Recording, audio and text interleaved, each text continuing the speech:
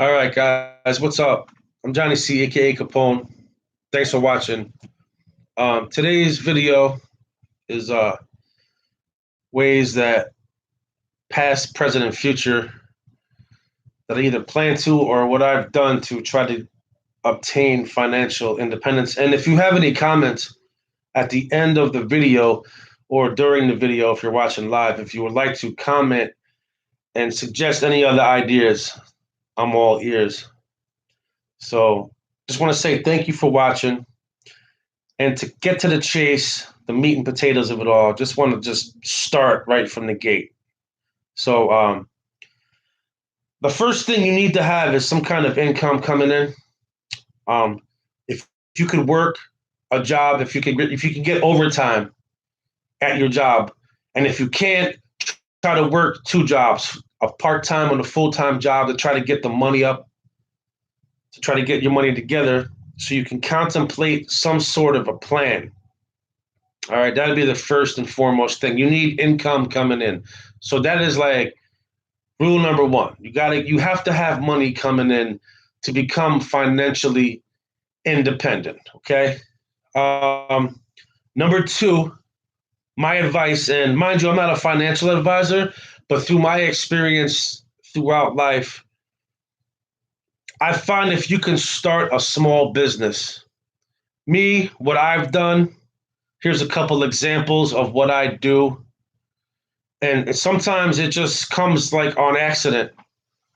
So what I've done was I've started a lawnmower business. I was talking about doing it for a while. I came across a lawnmower, right? And I know that sounds ridiculous. Like this dude's really talking about some shit little kids do, like starting a lawnmower business, but there is money in property maintenance and lawn care. There really is. So you got to start from somewhere, okay? You can't just sit around and talk about it for the rest of your life. You have to start from somewhere. So, like, if you could do that, scrap metal business, if you have a pickup truck or a van or a garage where you can store some scrap metal, people leave scrap metal on the side of the road, bro. Like, you could just pick that up for free. It doesn't cost you anything. It's hardly any overhead. So scrap metal is a good way to get some money together on top of working a full-time job, a part-time job. If you're not doing lawns, you can scrap metal, and it's a good way to earn some income. What you do with the money, once you got money coming in, once you establish a small business. Now, here's how I got started with the lawnmower business. It was quite accidentally. I talked to my landlord. I said, listen, I'll cut your lawns. Every time I cut the lawn, give me $15 off the rent. It's a small lawn. I could do this shit in like 20 minutes, really. It's all level grass. It's nice. I said, give me $15 off the rent. I do it 4 times a month. That's $60 in my pocket. I only spent $80 on the lawnmower, which you could find a lawnmower on the side of the fucking road. You can find a lawnmower at a yard sale or a flea market, or if you had a credit card, which I wouldn't suggest you have a credit card. But if you're going to use it to make money to start a business, that's the only reason I would ever suggest having a credit card, other than just having it as an emergency. But use it wisely. But simple, just start from the ground up, man. You got to start simple. Keep it simple, stupid, So start a small business, and the money that you make from the small business, whether it's scrap metal or doing lawns, try to start paying down on all your debts. You want to get out of debt as soon as possible. You don't want to pay college debt, credit card debt. You want to pay your car off as soon as possible. You don't want this interest compounding over time, because at 12% interest in 6 years, the principal loan will already double. So you want to pay off that as soon as you can. So that's my advice for you, is try to get that debt down to zero. Once your debt is down to zero, try to find ways to invest your money into passive income, like stocks. Um, you could buy another way. You could buy a 2-family house, so you could live on the bottom floor. You could rent the upstairs, and that's like a passive income. All you gotta do is minor maintenance repairs. So once you're out of debt, you establish good credit. It's not killing you with interest rates. You have your job, which turns into small businesses so that you can work when you want to work and not become a slave to the corporations. You have passive income coming in via stocks. In your little 2-family house, 3-family house, or whatever, then you're starting to get the ball rolling. All right. This is what I'm doing. This is what I'm gonna do, and this is my plan in life. I'm already out of debt. My car's already paid for. I started the fucking lawnmower business purely by accident. I knew I wanted to do it like a few years ago, but I really didn't have any customers. So I approached my landlord, like I said. The next thing you know, I'm cutting his brother's lawn. I'm getting $20 every time I cut his lawn. And I'm doing that 2 or 3 times a month. So there's another $60 in my pocket.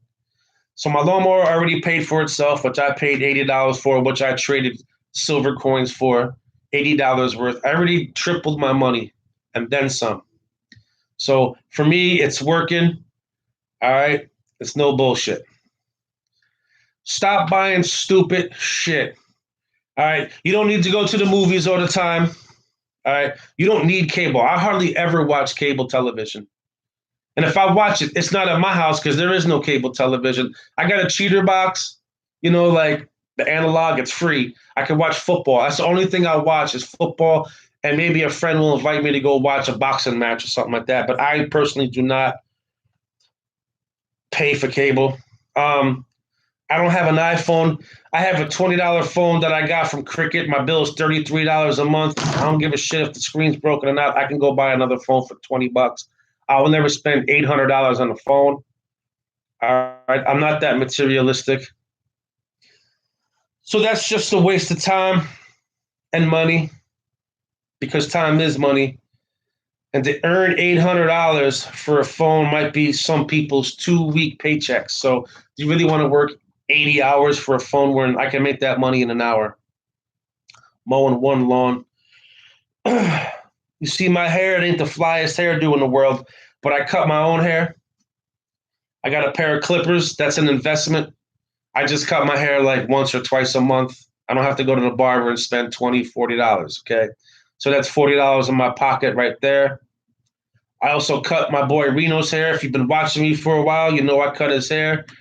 I usually charge $10 for people to cut their hair, but I charge him $5 because he's a friend of mine, and he usually feeds me a steak, some sandwiches, or whatever like that. So there's a little bonus with that. I rent from his brother, so if you have a friend who has an apartment, maybe you can get a discount on the rent. That's just what I do. So I don't have to spend. The going rates for rent around here is between for a 1-bedroom apartment is probably El Cheapo place in the ghetto is probably $625 and $700 a month for a 1-bedroom. And I pay a little less than half of that because we've been friends for a while. Another way to cut back costs, if just here's an idea. Where I live, there's a lot of farms. If you could talk to a farmer and rent an acre of land per year, cheap. Me, I bought a little camper, so I could slap that on there if I really wanted to be cheap and really rough it. I know I could probably get away with paying like $75 a month and really have no really bills. I told you guys, if you don't know, that I pay my car insurance 6 months at a time. So there's no monthly car insurance, and I save $60 a year, well, half a year, because I pay 6 months in advance. So I save $60 a half a year by paying it 6 months in advance. You don't need to go out to eat dinner all the time. Like I like to barbecue, or you can just make your food at home. I know it seems like, you're not really living like, oh, I want to go out and eat. I want to go out to the movies. I want to do all this shit. But if you're trying to get out of debt so you can have a better future for yourself, you're going to have to make some sacrifices. You know, you can't live on the fly.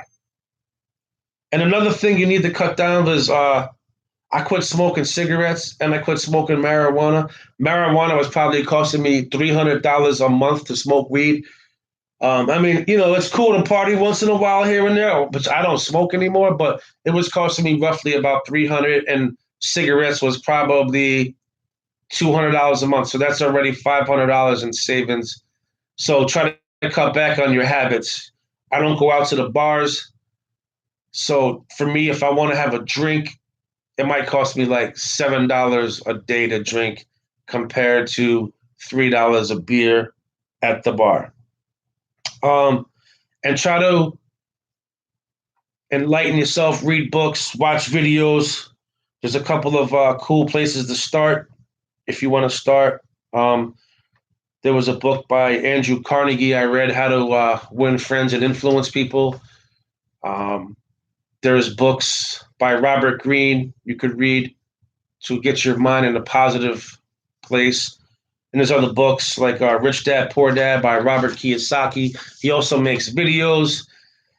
He gives you a step-by-step, you know, Rich Dad, Poor Dad. He had two dads, blah, blah, blah. I'm not going to get into it too much. You can read the books yourselves. So these are some of the things I want to do past, present, and future. I did go to college at one time. I was between $16,000 and $18,000 in debt. I paid off all my debt. I think I owe like $800. I owe like $300 for cable, which I have to pay, and like a $400 credit card, which I've canceled, and it's not gaining interest on that. So I'll pay that off. I'll be completely out of debt. My car is paid for. I got the business going. Keep an open mind. Brainstorm with people. And if you guys have any comments on how you can better your life financially, I would love to hear it. I just want to say thank you for watching this video. I'm Johnny C, aka Capone Hup. You have a great day. Peace. I'll see you later.